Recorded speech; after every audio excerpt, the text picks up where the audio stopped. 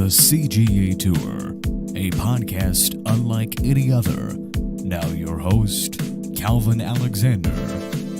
Hello and welcome back to yet another episode of the CGA Tour podcast. As always, here I'm your host, Calvin Glen Alexander, former Oklahoma State student, athletics worker, and alum now, joined again by fellow classmate, but now, of course, heralded and world-renowned Missile Firing blog writer, as well as Sports Illustrated writer, Dekota Gregory. Dekota, thanks so much for joining. Well, thank you for the introduction. Oh, of course. I feel like I got to lift up your spirits a little bit. After Saturday, I'm wearing black just in memoriam to the whole season and our college football playoff hopes and, Big 12 hopes and, all that type of stuff, right? So if you haven't been following for a minute, I've been touting how, hey, the sky's not falling. We only lost to K-State and Utah. They may be the two best teams in the conference. And then the West Virginia game happens. And I think I have to go ahead and just eat crow at this point. Like, I don't know what else to say. I've been trying to go, hey, let's pump the brakes. Last year, after we beat K-State, we were 3-2. It could be worse. Last year, our losses were to South Alabama and Iowa State. This year, they're to Utah and Kansas State. Could be worse. But now I'm telling you, hey, it could be bad. Like, we lost, of course, yesterday to West Virginia at home. All the stats that you wrote about and the grades of, for Oklahoma State's performance yesterday, I'm glad the special teams at least got a B because everything else failed. So talk to me here. Yeah, give me some feedback here. What you kind of noticed from the game? Oh man, bad. I guess is the like you referenced the grades and even going over the new quotes and everything we've written. We were even somewhat joking, in the press box post game of like. Someone made the reference of, I feel like I just had a deja vu of, we're leaving Gundy's presser. And then someone else was like, I feel like I could just go ahead and write my BYU gamer right now. Like I could just write my story because it seems like it's the same issue. Gundy's going to tell us, I'm going to be in early in the morning. I'm going to stay late. Well, are we going to change anything? Oh, I think our schemes are fine. We're not going to change anything. I don't think. And so it's like the same stuff. And like in my grades, I went through and it was almost the same quote back to back the last 3 weeks. And if I went back farther, like we were talking on air or off air before, it was still the same issues against South Dakota State, Arkansas. Tulsa just so bad. The issues didn't matter, but it was the same issues they had. Those games, they just happened to be winning, and we kind of knew, hey, these issues might, if you don't fix those, they might kind of bite you in the butt later on, and they didn't fix them. But even TU, you look at, it's a horrible team that just got run out of their own stadium by Army yesterday. And the first of that game, the first drive, we were like, oh no, because TU was kind of running at will on them. And then luckily for OSU, they got so far ahead, they had to kind of rely on their pass game. And TU might be the only team in the country that throws the ball worse than OSU right now. And so there's nothing they could do. And so at that point, didn't matter. But even TU was able to run the ball pretty well on this team. So I don't think it's new problems. It's just, I guess, magnified now that they're on a 3-game losing streak. And we talked, yesterday in the press box as well, and I don't even know if it's problems of this season, right? I think it's the same problems as last year. It's just, I think we've all seen the stat, if you keep up with OSU enough, where I don't know what all goes into it. I don't know if you count it as a stat. But essentially that OSU was the luckiest team. I think the luckiest or second. I think it was the luckiest team in college football last year based on how they performed and how the outcomes when they were down and everything. And so a lot of it was just Ollie Gordon and luck, right? And I think so. How many times could last year could they have been on a 3-game losing streak against some bad teams as well? So I don't know if it's, again, these things that we want to see change, these issues that we're seeing. I don't even know if it's frustrating just because it's this season, but even I think you could take a lot of them back to last season as well. I don't know if that answers your question. I just sort of rambled. That's a lot of it. I'm just looking for any explanation because, as you said, last year was just it was one of those things where I was hoping all of the luck was just really how good of a coach Gundy is. We're shotgunning up to 20 years of experience. Okay, luck, but there's always a way you can manipulate stats one way or the other to show maybe some pool has it as luck, some pool has it as, It's a combination of Gundy's coaching efforts and, retooling things on defense at halftime and that type of stuff. Hey, we're overperforming our expectations. The Vegas odd makers always have the line at like 7.5, I think is what they have for this year. And preseason, we're like, well, that's the easiest over I've ever heard of, because if we don't win 10 games this year, what's going to happen? We're crazy, right? Like, we're going to the college football playoff this year, probably. If we're not, even if we don't win the Big 12 conference, we'll be the other team in the Big 12. We'll be that was the whole, like, preseason expectation, at least for me, I think for several others as well. I remember Marshall did the college football, he did 100 simulations, right? And I think so many of them had us at least going to Big 12 championship, or at least getting, far enough where we had 10 wins. And to see this team, the highlight so far is we beat Arkansas beat Tennessee, and Tennessee beat OU. So, hey, we won Bedlam this year. But, that's really stretching it at this point. And I'm trying to make everyone smile, because at the end of the day, like, this is sports, this is fun. We're all in this to, like, be excited about Oklahoma State, or in this case, I guess maybe a little bit scratching our heads of, like, what happened? But the one thing is that a friend of my dad's, and actually my godfather, Tom Perkins, I'll shout him out, said, hey, why does Trey Rucker have the most tackles on this team? Like, he's a safety. Why are these guys getting all the way to the safety every time, and he's the guy making the last stop? Is there defensively? It seems like last year we were kind of getting better as the year went on. Of course, we lose Colin Oliver in the Arkansas game. That's a big blow, but Colin Oliver's dealt with some health stuff here and there. It's not like he was coming in as like, hey, he's going to be Emmanuel Ogbah in my mind, like first-round draft type of deal. I just can't think that losing him really just let the whole defense down. Is there any other thing you could think that has really just the cause of why we're performing the way we are on defense?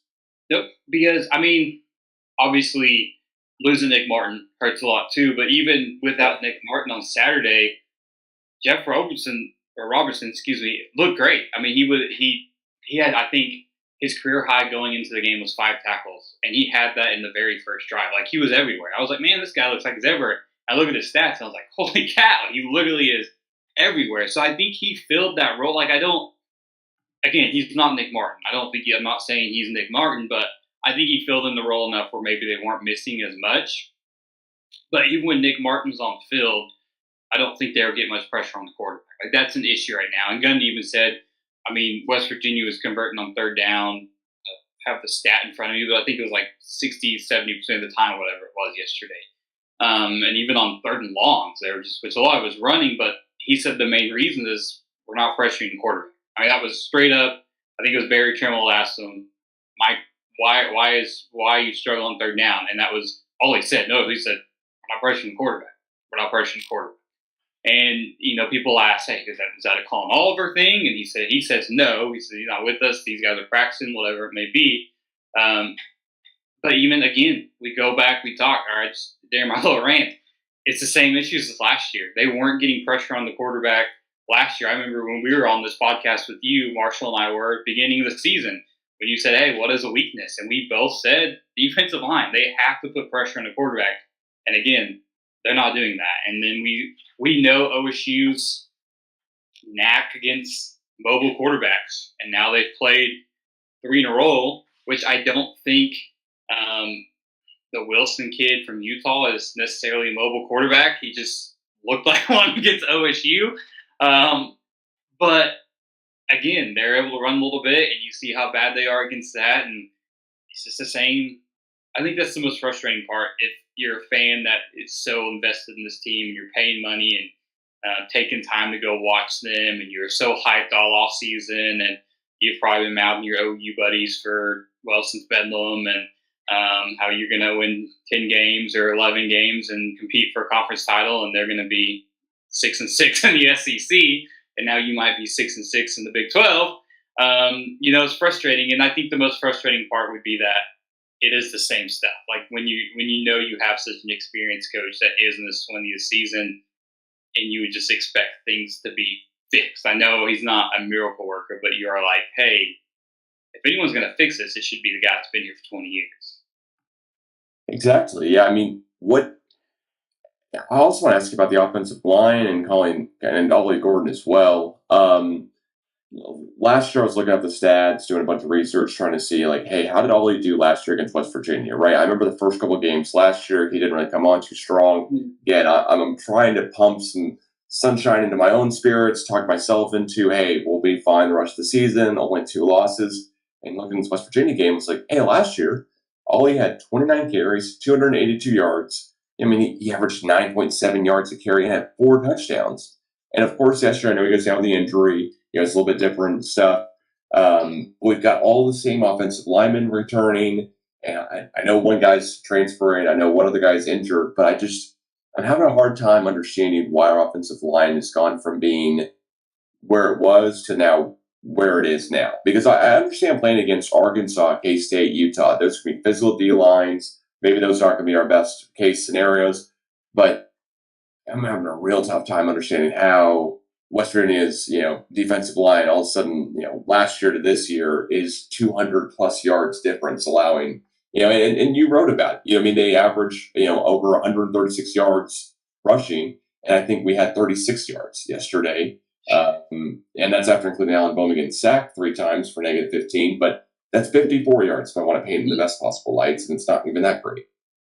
Yeah, and to go off of your stat you mentioned for Ollie, so actually in his freshman year, that was kind of the end of the game, or the end of the season when he actually started getting the ball. I think that was a game, it was pouring down rain. I think Garrett Rangel got thrown out there because Spencer Sanders was hurt, so he just kind of gave the ball to Ollie. And even then, he rushed for 136 yards. So going into that West Virginia game, he had 2 games under his belt against West Virginia. I have this written down because I had it, because I was like, oh, this is going to give some hope. He averaged 209 rushing yards against West Virginia in 2 games. So 2 really good games. So I thought this will be the game. He gets back on track. I was on a podcast last week, guy from West Virginia. And, here I'm kind of they're not doing so well right now. He's like, what's going on with Ollie? And, he's having, non-flashbacks to the last 2 years they played Ollie. And I'm like, well, they can't throw the ball. And he's like, dude, our secondary is terrible. They've had 1 pick all year. And he's talking about how bad it is. And I kind of got off that podcast with him, and I was like, things might get a little better. Maybe this is when Ollie has his game, the offensive line, whether it's Ollie or Dunn or this staff, there's something to do with West Virginia where they know how to run the ball against this defense, and this is what it will come down to. But obviously not. And so I think it comes down to coaching. I think is the best. I mean, I think it's a schematic. It was early in the season. It was before I think they'd even lost the game. It might have been against Arkansas. I text someone. If anyone's ever seen me in person, I obviously was never an offensive lineman, so I don't know much about offensive line. And so I'm like, how can someone? And that was also when Alan Bowman wasn't getting sacked. And so I was like, how can a line so good at pass protection be so bad at run blocking? I was like, what is the difference? Because I made a joke on Twitter X or whatever, how when I recruit athletes on College Football 25 on a video game, I don't care if they say run block or pass block specialist. It's all the same. It's a big dude for the block for me. I was like, obviously, I was wrong.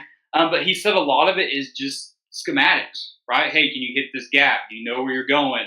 Line it up. So it sounds like when it comes to coaching, he said it's a lot more complex run blocking than pass blocking. Pass blocking is, hey, don't let the dude in front of you get to your quarterback. Block him. Run is when, again, everyone's coming for Casey Dunn's head. But it seems like it falls on him and the fact that schemes are the reason. And when it did work last year, that's what Gundy credit to. And they came out of the bye week, and you're like, oh, man, you guys can run the ball now. Why can you run the ball? And he's like, oh, we switched some things up schematically, and now it's working. And now when you ask them, why can't you run the ball? A lot of it is schematics. We keep hearing they're stacking the box, which I would say, okay, it's week 6, and you're after week 6 now, and literally every team you play to stack the box because they know what you're going to do, and you could continue to be like, we're not changing anything. And so I think that's what it comes down to run blocking wise is I don't think it falls on again, I don't know as much about blocking, but I don't think it falls as much as what people think on those guys. I think people are like, maybe these linemen were talented, they're a joke, maybe it matter because they're old, whatever it may be.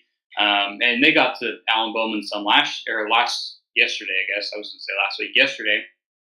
but their run block is still definitely what's lagging. And I think they prove that they know what they're doing. Like, they can do the job. I don't think it's just a bad set of 5 guys. I don't think having Jake Springfield out. I think Isaiah Glass is also a really solid replacement. I think he's doing fine there. I mean, it's not like he's from nowhere. He came from Arizona State, started there quite a bit. And so he's a solid guy out there at tackle, even when they're down a man. But I do think it just comes from they're loading the box, and for whatever reason, the staff doesn't know what to do. I mean, there was a time yesterday, McLean Braxley covers OSU for 247, and I was like, am I just overlooking? Like, have they ran outside the tackles? And he was like, no, why would you? Right? I mean, I'm like, well, I don't, like, was it the first 6 plays, one was a holding call, runs up the middle. Like, that's not gonna, people are stacking the box. It doesn't matter you can knock Ollie Gordon, you can knock the line all you want. If you run the ball up the middle 6 times in a row, there's nothing you're going to do. I mean, they're going to know, hey, they're just going to run forward. If 4 of us get there, surely 2 of us can get a hold of Ollie Gordon and get him down. So I think, to answer your question again, I was a little long-winded in my rants after watching what I've watched the last 3 weeks, but I think it comes down to just schematics. And like Gundy says, they get out coached. These coaches are deciding and figuring out plans to stop Ollie Gordon, and they can't figure out how to beat their plan. That's whatever is stopping Ollie Gordon. Well, do you think, because our next game's at BYU, and last year we did not play them well at all at home when we should have really beat them pretty darn good. But of course, I think that was right after the UCF game, or really close to it, when we just absolutely just laid an egg. So I'm willing to go, all right, that was a bounce back, and we kind of prevailed and missed extra point when we could have won regulation, then we won overtime, but we all just want to be cardiac Cowboys every day of the week anyways. I mean, that's just OSU, and that's kind of Gundy in my opinion. But with that being said, BYU's the next time we play. I would figure last year, by the time we played BYU, they knew, hey, this is the Ollie Gordon show with the 20 at the time, 23, now 24-year-old quarterback who is more or less a game manager, gunslinger type. He's not the guy who's going to throw it to the turf and eat it. He's going to throw it on the sideline when it's 4th and 18 and probably throw a pick, which was a nice arm punt by Alan Bowman there for his second pick of the day, I'll say. But, it was a 6-yard punt if we're all being theoretical here and technically speaking. So I'll give him that one. That was not bad. But with that being said, what do you think the difference has been between like last year and this year as far as like, do you think the schematics have just not changed? We're just trying to do the same things? Because I've seen so many OSU games where, hey, we're just going to give it to the guy up the middle. Oh, didn't work. Oh, we're going to do that again. Did not work. And we're passing on 3rd down. And I'm sitting here going, you guys know that's Mason Rudolph, right? Like, we can throw it downfield. Like, we don't have to try to run a guy up the middle. We don't have to try to do this all the time when we've got Spencer Sanders or whoever who's mobile. But with Bowman, we kind of do have to try to get the run to work so we can get the pass to work, or vice versa. And like you said, with West Virginia here, and I know I'm getting long in my question, but like you said against West Virginia, I interviewed a guy last week, that's West Virginia podcast, and he said, yeah, I mean, the ways to beat us is throw it all day, all over us. You're going to be able to throw it deep. Our secondary is not good. Like, had the same stat. We've gotten 1 pick all year. And when I was asking him about Jaden Bray, former Oklahoma State receiver, he kind of is going, well, he's got 2 catches for 88 yards. He's not a world beater, for you guys to, have left him. And that was kind of the whole West Virginia story, though. Yeah, he had 1 transfer come in from Oklahoma State. He hasn't done much. I never saw 38 points coming, on the other end of it. I definitely saw us scoring way more than 30. I predicted it to be kind of a 41-35, 41-28 type of deal. Because West Virginia, they lost to Pittsburgh, and they lost to Penn State, but Penn State might be really good. I don't know. So with that being said here, I guess my actual question is, what do you think that the deal is with the schematics of why we're not trying to pass it down the field, or is Dunn just doing the same stuff he did last year and I'm not noticing it? I don't know. I scratch my head just like, fans, and you wonder, and then you try not to overstep, right? Because again, I'm up in the press box or at home or wherever, like we all are, and I think, well, I can score 70 points on a video game, and that's the plays I call, and obviously he's got a lot more going, and at the end of the day, as much as we rag on Casey Dunn, he's smarter and he knows more football than we do, but you do wonder, like, what the heck, right? You got Brendan Presley, Stribling. There's so many Owens that you have out there. You see, remember everyone. Ollie gets the ball in the backfield. Yeah. I mean, you've got so many weapons that you can throw it to, and they're not. And I think, I know Bowman, they knocked on his arm talent a little bit, but he can still throw the ball. It's not like he's incapable of throwing the ball, right? And so he can still go downfield if he wants. I don't know. And we are used, even the Mason Rudolph days, and there's times, and, I heard BPS boo Mike Yursich after a halfback draw on 3rd and long as well, plenty of times. But he was still chunking it all the time down to James Washington. And I'm not saying Rashad Owens and Stribling, they're not James Washington, right? We know they're not to that level, but they are still capable of making big plays like that. Bowman's not Mason Rudolph, but he's still capable of making big plays like that. And so I don't know. It's almost just an oversimplified offense, it sometimes seems, in a way, right? Because even in their 6 straight runs, I don't even know if I remember a motion or someone doing this or a fake, or it's just a, here you go. It wasn't, there was nothing to it when they're trying to run. They're not going deep. They're not running unique routes. We saw pregame, they lined the forward kid, the tight end, up in the backfield. And you're like, hey, that might be something kind of cool. And they did it, Utah, I think, and they did it again yesterday, but it was just like he was just there. They're just like, hey, we're going to stick a big guy next to you, Bowman, with Ollie Gordon. And it was like, I think he kind of went to the flats at one point, and then the last time did it against Utah, he just blocked. Like, that's all. Another run, and he just blocked. It was nothing special to it. You didn't motion him out. You didn't motion him in. You didn't, who are you going to hand? You didn't hand the ball off. We see the Ollie Gordon Wildcat with Brendan Presley, and it worked great, right? You're like, hey, that worked. We haven't seen it again. We saw it one time, it worked, and we've never seen any sign of it with, hey, let's see if Ollie throws it. Let's see if, Ollie keeps it this time. And he gives it to Brennan. Ollie Gordon, it was a horrible pass against Bedlam, but he played quarterback in high school. He can actually throw the ball a little bit. It was for Trinity, so, most of it's option, but you can still throw the ball a little bit. And so you have a weapon like that, but again, it just comes down to the offense is simplified. And it's not like, again, you have a veteran offensive line, you have a quarterback who's been playing college football for 7 years. There's no need for things to be simplified. I don't think. And so, again, most of the questions I think we have right now is you'd almost have to be a fly on the wall or be able to read Casey Dunn's mind just to know.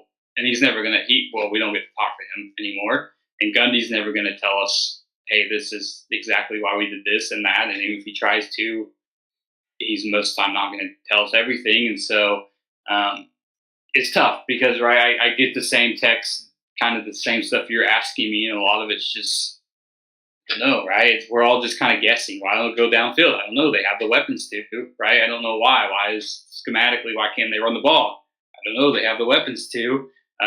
So again, I guess, another long-winded answer of, I don't know, Calvin. I don't know.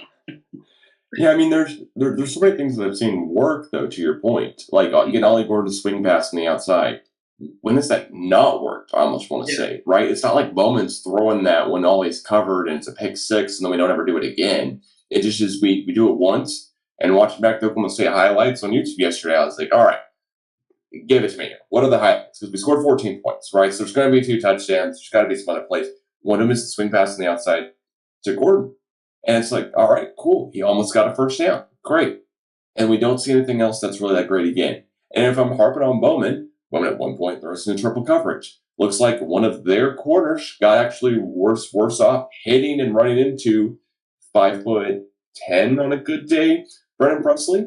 And he was the guy who was still down whenever he had 3 guys almost hit Presley at the same time. And I'm like, oh, okay, all right, that's fine. Yeah, don't throw that, but that's all right. We'll be okay. It's just one of those things where I'd expect a 24-year-old quarterback to be the guy who would be able to manage the pocket real well, not take sacks, which I think to his credit he's doing all right at. I don't think Bowman's necessarily the big issue. But this kind of builds my point here of everyone wants to see Zane Flores. We all want to see something different, want to see something new. Maybe we want to see something, a guy a little more mobile.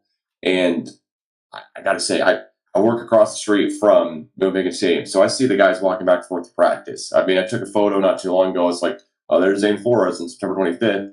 No wraps on ankles, nothing on wrist, nothing on whatever.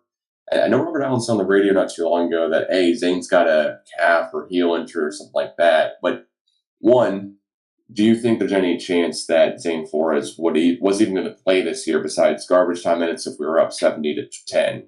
And two, do you think there's any even reason at this point in playing him, even if he is healthy? Because at this point, if he's healthy or not, I don't think it matters. I mean, we're probably not going to see him. I wouldn't think so. But, kind of both those questions here. Yeah, I think if we would have seen him, we would have by now, unless something later on happens, injury, whatever it might be. I think you almost, with this year being so bad, if you don't give an opportunity for Mike Gundy, this isn't like football 5 years ago.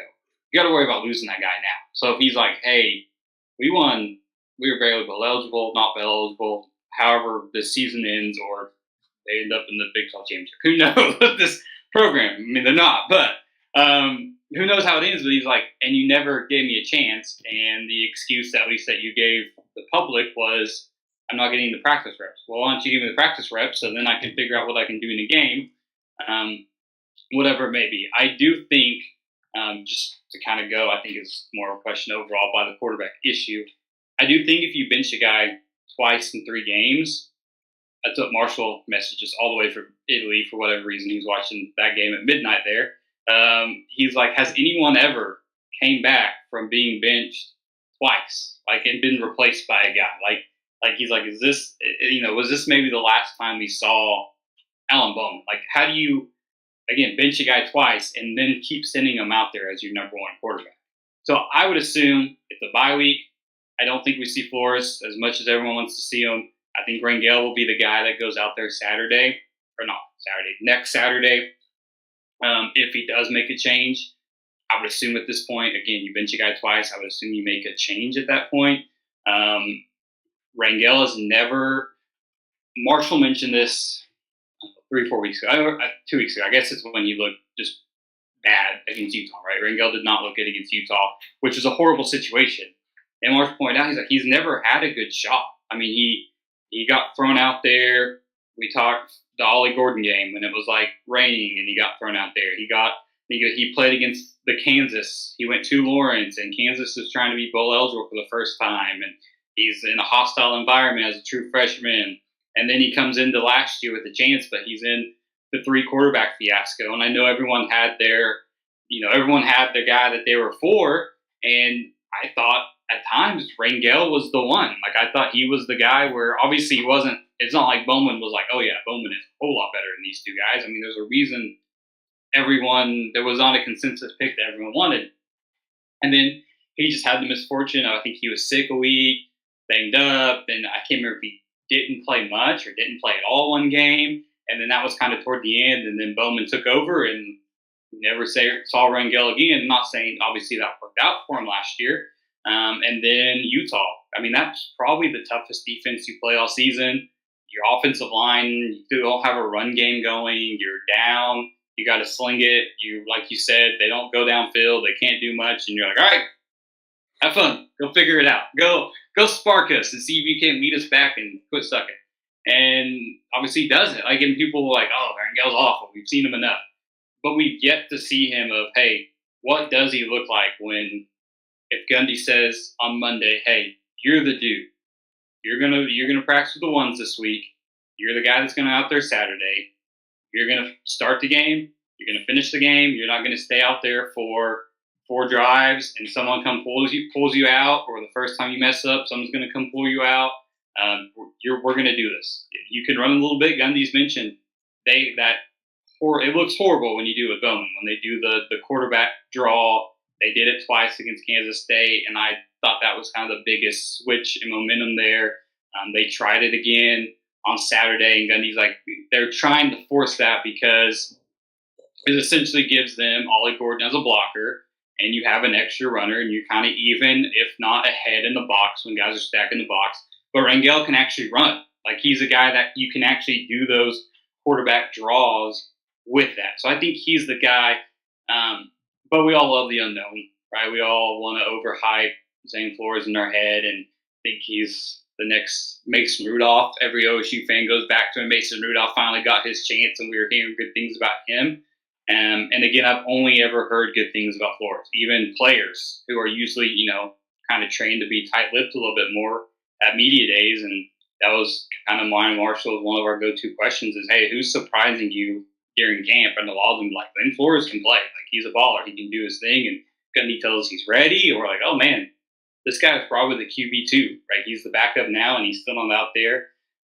So I don't think we're going to see him just because I think Rangel will get his shot. But that's not saying if Rangel gets hurt or if sure enough, we see what we've seen from him every other situation, then maybe you got to throw Flores out there. But for whatever reason, Gundy is very anti-unexperienced quarterbacks, which your experienced quarterback is not helping you right now. And so I know OSU fans hate to hear it, but at this point, I think if we're going to see Flores, we would have seen him, right? And I think we want to make up the excuse of maybe he is hurt, and maybe he was banged up, but I think they're all banged up by week 6. I would feel like if anyone's not banged up, it would be the third-string quarterback who the coach says doesn't get very many reps. So people were texting me before the game, and they're like, does he look healthy? And I was like, he's throwing passes every other 3 times because he's a third-string quarterback. I mean, there's not much to do there. So yeah, I've seen him walk across Hall of Fame with every other guy wearing the exact same stuff as every other guy, on the team. I mean, that's the that's things I'd say too. I don't perceive, we see Flores from what you're saying. It doesn't make sense with Gundy, but when I'm looking back at Rangel for a second here, I take a lot of evaluation of like, okay, he's a 3-star, but then maybe one website is a 4-star, and 2 other websites could say he was a 2.5 or something. It's so hard to tell, kind of, and especially when guys transfer. If you're playing Alabama for 1 year, practicing against 5-stars, and you were a 4-star. You're really kind of a 5-star. So with all that being said, I take a lot of it of who else offered you. And when I'm seeing, Rangel was offered by Utah, was offered by, Houston at the time that they had Holgorsen back in 2020, was also offered by, Northwestern for all that matters, and Tulsa, etc. But he was offered by Oklahoma State third after, Nevada, Missouri State, and then Oklahoma State. If all these timelines match up for 247.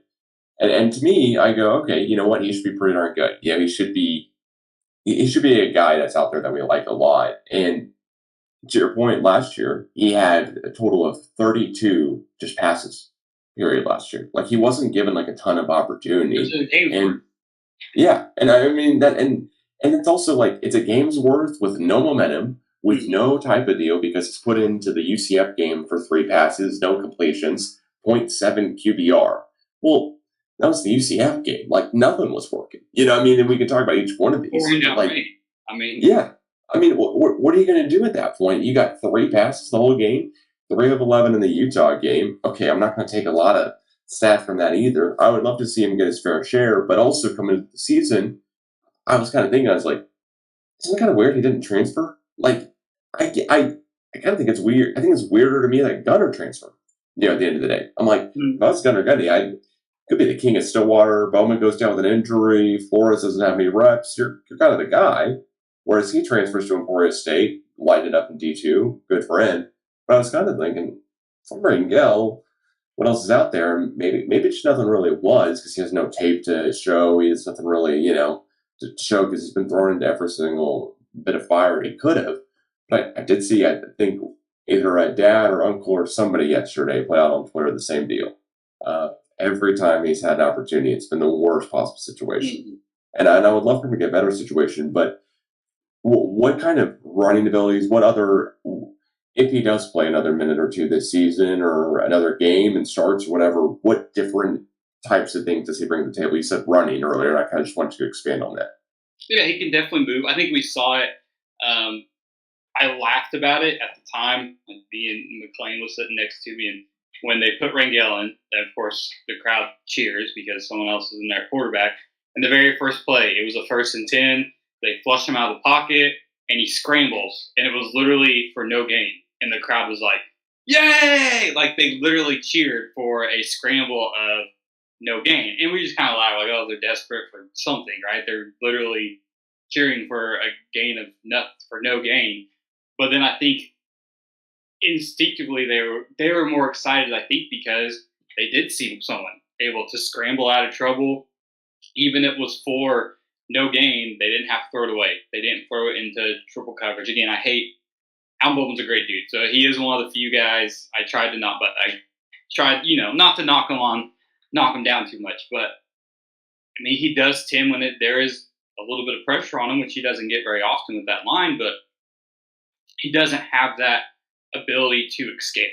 I can't remember who I was talking to, but he's a game manager. And there's nothing against that, right? And that's why he was exactly what OSU could have last year. You could manage a game. You could give the ball to Ollie. Like you said earlier, if he needed to convert a 3rd and 7 or 3rd and 6 because Ollie only got 4 yards or 2 yards, another carry, boom. He can get an out route to Brennan Presley or hit someone on the curl or whatever it may be. Like he did enough to win games when they had a running game going. I think Rangel, I'm not trying to hype him up too much, but he's at least, I think, the type of quarterback that can maybe do a little bit more. Like maybe if your run game is struggling, one thing you worry about a guy with not much experience is turning the ball over. Well, you're already having that issue with the other guy. So I don't think, I'm not saying that problem will be solved, but at least assume, Bowman's thrown 2 interceptions in 3 straight games. I would assume that problem doesn't get worse with Rangel, but at least now you know, hey, the run game is lacking, like Gundy said.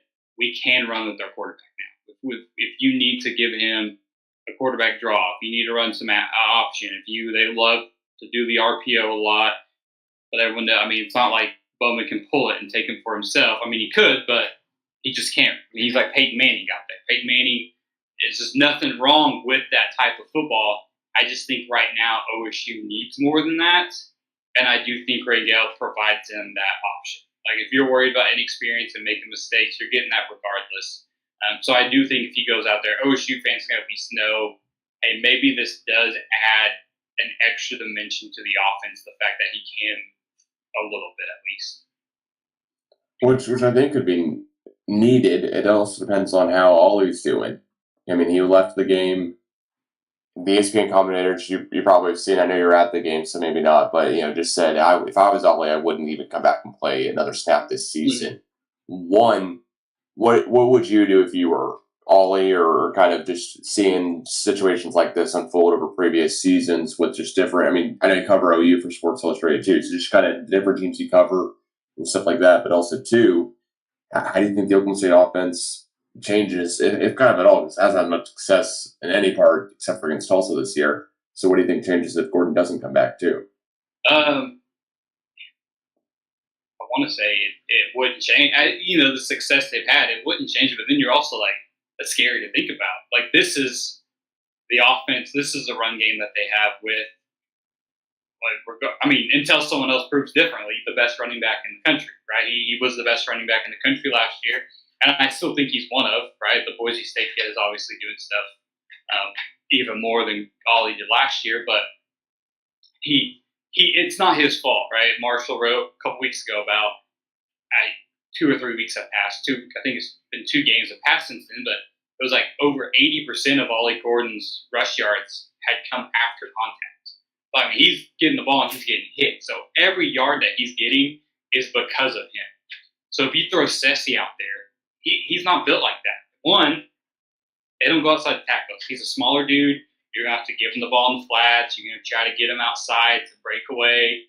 I would assume maybe you almost have to make Calvin your number 1 running back maybe if you do lose Ollie, just because he is your big bruiser. He's still 6'2" and 200-something pounds, similar to Ollie. They have a very similar build. And you give it to him up in the middle. Again, it's not like his stats pop off the paper from Indiana. And so it is scary. I don't see Ollie just being like, hey, I'm done. I know the ESPN guy threw it out. wife texted me during confused because she turned the game on briefly and was like, "Oh, he's done? Why is he not coming back?" And I was like, "I don't know what you're talking about." And I know scouts, they see stuff. They know, hey, we see your stats and we know what you're doing. And I also wonder at the end of the day, though, I mean, we know all he did last year, but did he do enough to help his draft stock, or did he do more so far to hurt it? Like if he just said, all right, I'm done, I'm sitting out the rest of the year, I'm going to the NFL, did he do enough to still be able to get a decent draft stock from what they saw from this year? They think, oh, whatever it was going on last year. And Gundy tries to say, the scouts see that and they see how people are lining up against him, but you don't see very many, I don't keep up the NFL draft as much, but you don't see very many NFL teams drafting guys who average under 3 yards a carry and carried the ball for 100 yards one time in the season. That's just not who they draft, regardless of situation. So I think at the end of the day, he knows I got to do more this year. Like if that's my end goal, if I want to be a high draft pick and have a chance, at the end of the day, he still has to prove more this year because so far I think all he's done is hurt himself. Draft stock wise, and I think at the end of the day, I think he's a competitive guy. I don't think he's as much as a B guy as people try to make him out to be sometimes on social media. Obviously, those people have never met the guy probably and have no idea about him.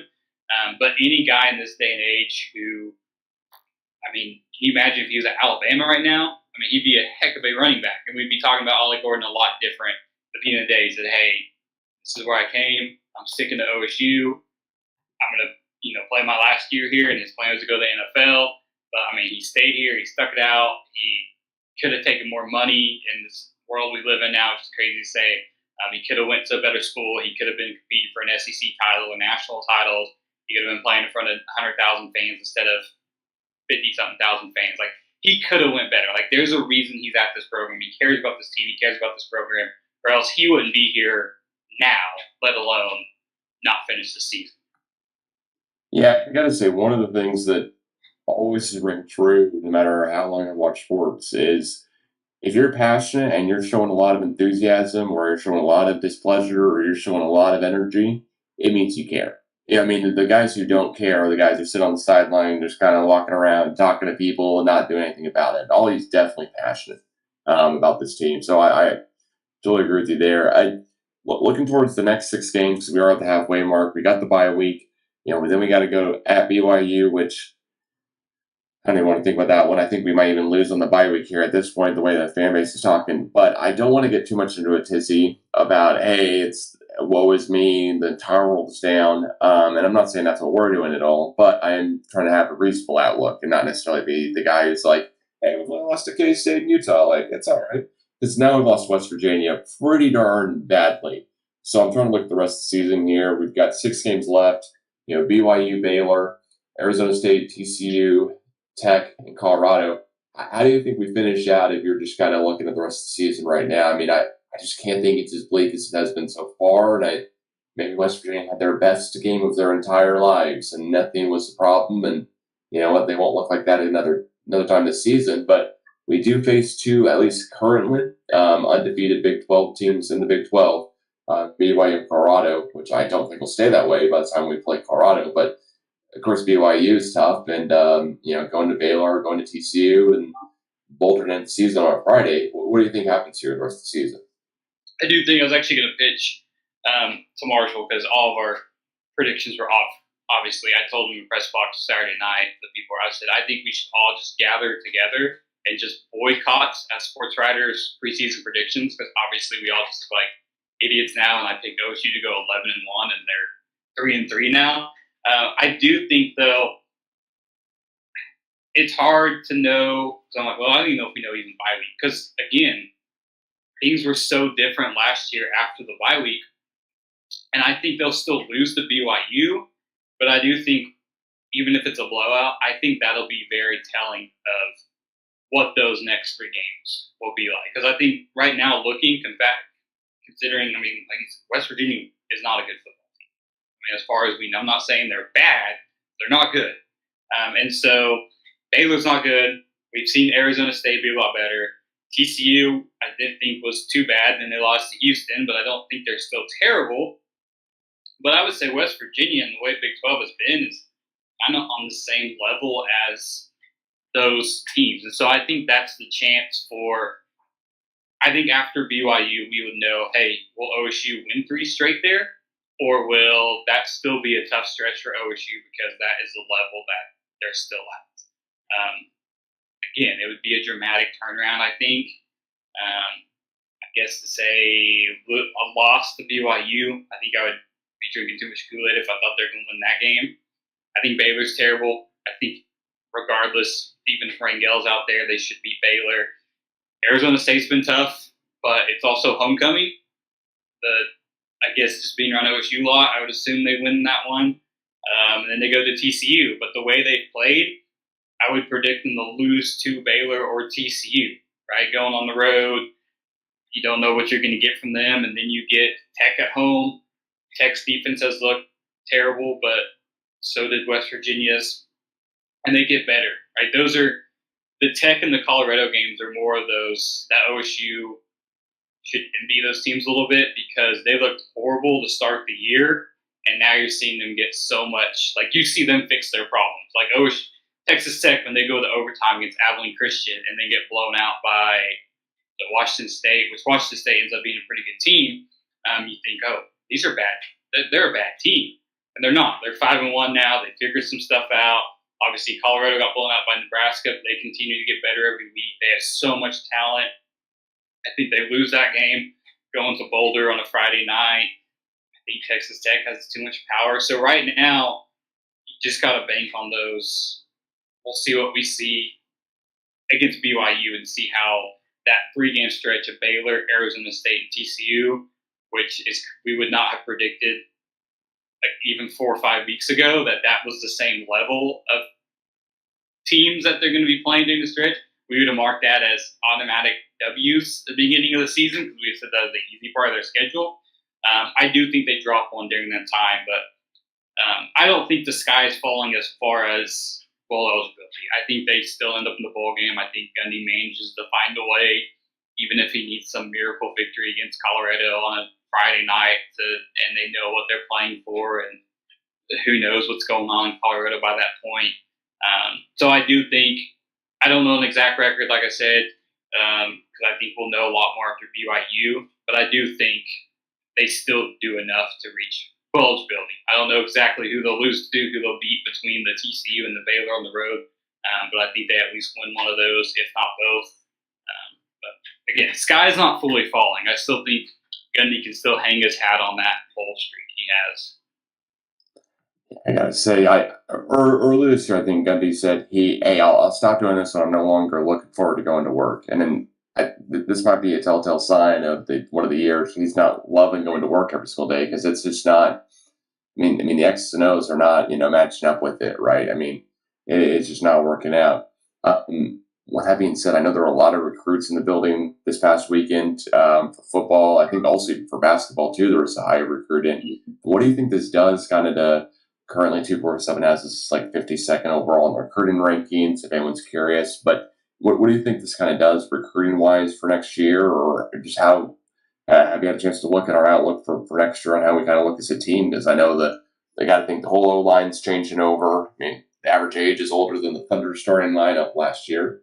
Ollie, I would think, is gone, but who knows? Maybe he does try to run it back and get a better draft stock or something. And I mean, at this point, Bowman's got to be gone. So there's no way he gets one more. So what do you think we're looking like next year?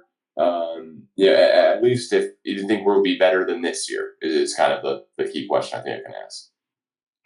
To shorten, no. I think this was a year where it was like they're all in, right? They pushed all the chips in. They had the oldest offensive line in college football history. You went in the 7th year. You got your quarterback back. You got Brennan Presley coming back for a 6th year, 5th year, whatever it is. You got lucky last year where you won 10 games, but think of all the weapons they were missing at receiver last year who basically got the red shirt and sit out last year, and then you come back this year. You get Stribling and these guys that they get, and they have Owens who was able to step up and figure things out last year. Now you have him back. And so I think this was one of those all-in kind of seasons, which makes it worse for OSU fans. Because I think I even wrote something in preseason at some point saying, hey, like, enjoy this season, but just know, like, you're going to have to go through growing pains next year, right? You're going to have to throw Flores out there, or Rangel out there. You're going to have to break in almost an entire new offensive line.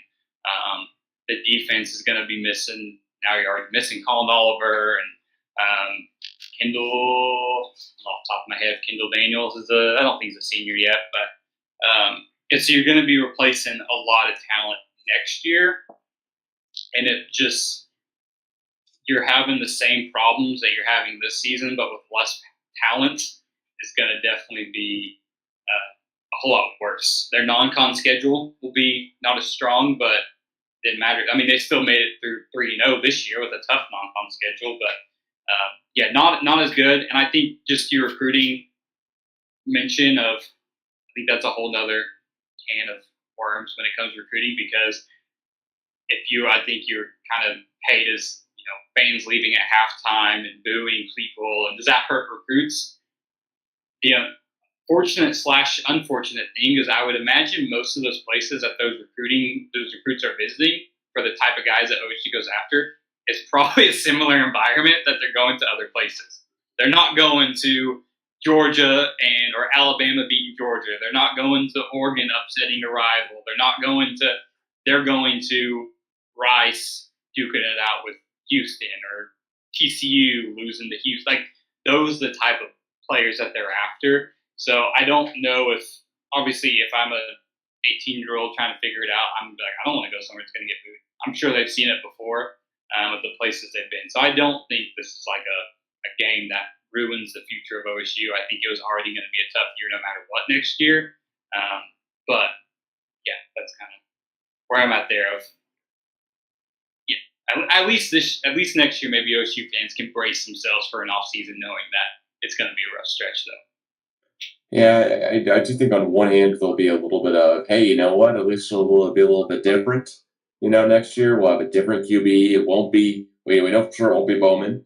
Not that I'm not tired of him, to be honest. I wish the guy had more breaks at the end of the day. I mean, and just really sitting behind at Michigan for several seasons and then coming over to Oklahoma State, kind of figure, okay, he could have had a national championship ring if he just stuck one more year out at Michigan. I mean, granted, what it could have shown us are all over the place with him and his career. But I think Oklahoma State fans got to be, and myself included, will be a little bit more excited to see some new stuff. But do you think there'll be any new decisions on the coaching? As well. If we do get, let's say the whole season plays out kind of as you're thinking bowl game, but barely. What do you think will happen coaching wise? Do you think we see anything new on the defensive or offensive coaching staff? I don't think you see Nardo go. I think it's his second year. I don't know if you bring a guy in from the D2 or D3 level, whatever it was, excuse me, and you're like, hey, we're going to redo the entire system. It's your first D1 coaching job, and you're going to be the guy to do it. And then be like, hey, this isn't working. Go back to where you came from. Like, I think you have to, when you gave that guy, I think similar to Rangel, I don't think Nardo has been given a tough shot. I'm not saying his defense is good. I'm not saying, it's obviously bad. But the fact that we're doing the 3-3-5, and all of a sudden Gundy, they're switched in more to the 4-2-5. They don't like it. It gives up big plays. You got to hit pressure, but they're not. It's just a lot going on where I don't think he's fully been able to be like, hey, this is the defense that we run. As for OC, I think this is something we've been saying for how long? 2020, since the year. And you're like, well, it's his first year. You give him some more time. And 2021, Jim Knowles kind of saves his job, because I think the offense was very similar. I remember getting through non-con that season and being like, this is a bad football team. They're barely beating Missouri State and Tulsa, and it was a Boise State that they barely escaped the win with there in Boise, and the offense couldn't do anything. The defense really good, and that was the first time when OSU fans had to actually be like, oh, we have a football team we're cheering for that wins defensively. They'll have a good offense, and so Jim Knowles saved that. 2022 was obviously a terrible year, and that's when people were really gunning for his job, and that's when the whole press conference fiasco happened, and Last year, it was similar issues, and they just kind of Ollie Gordon somewhat saved his job and luck and whatever you call it. And they did enough, but it was kind of the same stuff going on. And this year, it's just a good thing in a way, right? I guess if you're a guy that works for Gundy, he's going to be loyal and true to you and say, you're the guy I hired. I'm not going to give you the can, because I don't know that he got rid of the D-line coach, and it was a big deal, right, this offseason, because you're like, man, he must have really thought the D-line was bad if he's replacing. Because I don't know that he's ever just canned a coordinator. I don't think he ever has in his 20 years. I think I remember people saying that whoever he hires, they go somewhere else, but he's never been like, hey, you're done. And so that's why I told McClain that, people are mentioning us and texting us and be like, hey, is Casey Dunn going to get fired over the bye week? I'm going to be honest, I wouldn't be too shocked if this time next year Casey Dunn is not still the offensive coordinator at OSU, which is what I know Cowboy fans don't want to hear. And again, I don't know. People say Gundy doesn't answer anyone. I'm sure he has to answer to Weiberg at some point if things get bad enough. Because at the end of the day, that is his boss. And so Weiberg's like, hey, dude, you got to do something. Like, we can't be 6-6 or 5-7 or whatever if the year continues like it is. And maybe he's kind of forced his hand. But again, I wouldn't be shocked either way. I'm not, even if, again, like you said, this season goes away, it's going now, I'm still not going to be like, oh, wow, Casey Dunn's still at OSU. I would just be like, yeah, that sounds about right. Until he goes somewhere else, then he's probably going to be calling plays for the Oklahoma State Cowboys. I'm sorry if that's not what you wanted to hear. No, I mean, that's I think that's fair, though. I mean, looking through it here, just real quick, just to only back up what you were saying, Kendall Daniels is a redshirt junior, so you had that perfectly right. Defensive coordinator, since Gundy's come on staff, he's fired 2 defensive coordinators, but both I do not even remember hearing the names. One is Vance Bedford in 05-06 years. The other one is 2009-2012, Bill Young. And I don't remember hearing either of those names. Glenn Spencer was on staff and was not retained. So, not, sure, that to me means contract runs out, and they just kind of move in separate ways. Tim Beckman moved to head coach, and Jim Knowles, we know he went to Ohio State and got paid a ton, and then offensively, we've never had an offensive coordinator get fired. Larry Fedora moved to head coach. Which usually they do. Yeah. They move to better places, don't they? Oh, yeah. I mean, just real quickly here, Gunter Brewer moved to associate head coach. I don't remember that name. Dan Holgerson, head coach. Todd Monken. Of course, he's now with the Ravens lighting it up, but, moved to head coach. Mike Yursich moved to OC at Ohio State at the time.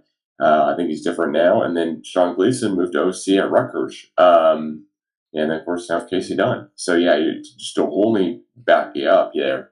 To me, it's a crazy deal because I'm sure it's the same for you. You're right. You got friends who didn't go to OSU or not only bleeding orange, who have seen guys at UCLA, just can't. Like, they have a bad season, they're like, it's over. Alabama this year, well, they lost to Vanderbilt, so it's no longer that great of a season. It's actually tragic. OU, it's like, hey, Brett Venables, I think you actually may have wrote in the article that I actually read. Hopefully I'm quoting you here, and he is the worst record through the certain amount of games to actually get retained on staff at OU, to actually get a contract extension.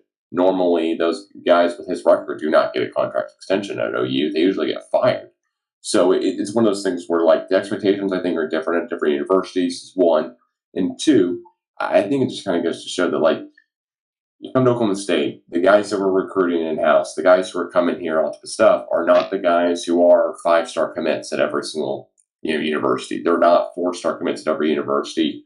We're trying to get the guys in the building who are the diamonds in the rough, like James Washington, who's the classic 2-star who turns into a 3rd-round draft pick.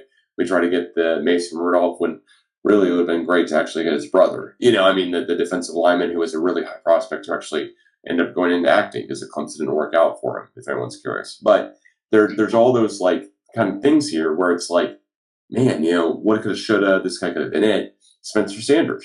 I mean, he was a Gatorade Player of the Year. I remember reading all that and going, wait a second. OU with Kyler Murray just killed us. And he was the Gatorade Player of the Year at OU. We got the Gatorade Player coming to OSU. this year. Gatorade played at State Texas. And, Spencer Sanders, second all-time in Oklahoma State passing yards in OSU history. Now, of course, he did play a lot of seasons. Well, that being said, so did other guys. It's not, But you play a lot of seasons, too, because you're good, right? You only get on the field. Exactly, yeah. Good enough, too, yeah.